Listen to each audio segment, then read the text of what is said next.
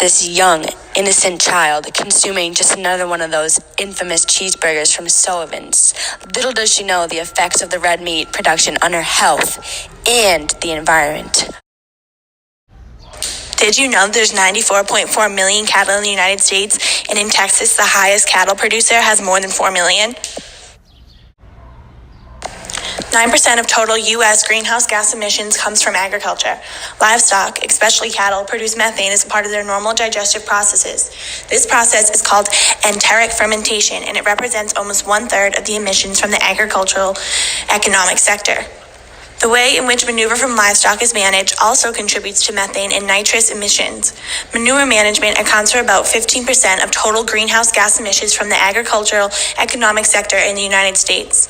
Smaller sources of agricultural emissions include carbon dioxide from liming in urea application, methane from rice cultivation, and burning crop residues, which produces methane and nitrous.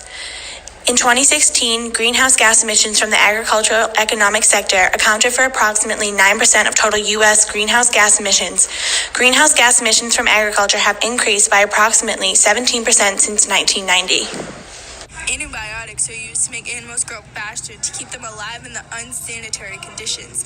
Research shows that factory farms' widespread use of antibiotics can lead to antibiotic-resistant bacteria that threaten human health. Nearly all cows used for dairy in the U.S. are eventually slaughtered for human consumption. At an average of less than 5 years of age, exhausted cows that are considered spent are sent to slaughter. 1 million of them are eaten by Americans as hamburger. Hamburger?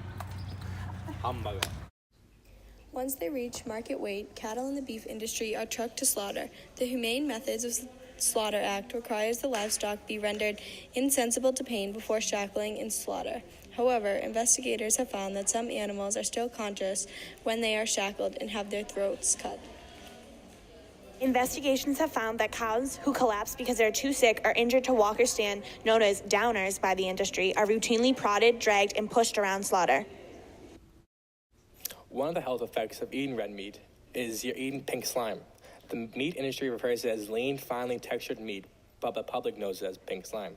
This meat addictive contains fatty bits of leftover meat that's heated, spun to remove the fat, and then treated with ammonia to kill the bacteria.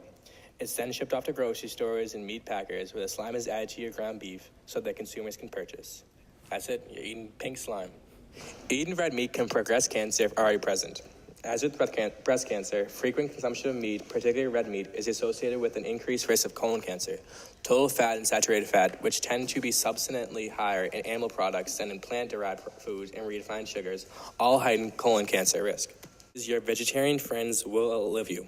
A study found from Harvard School of Public Health found an association with red meat consumption and increased risk of a shortened lifespan. Eating healthier protein sources such as fish, poultry, nuts, and legumes were associated with a lower risk of mortality. The truth is, stuffing your face with a greasy cheeseburger is not the way to live.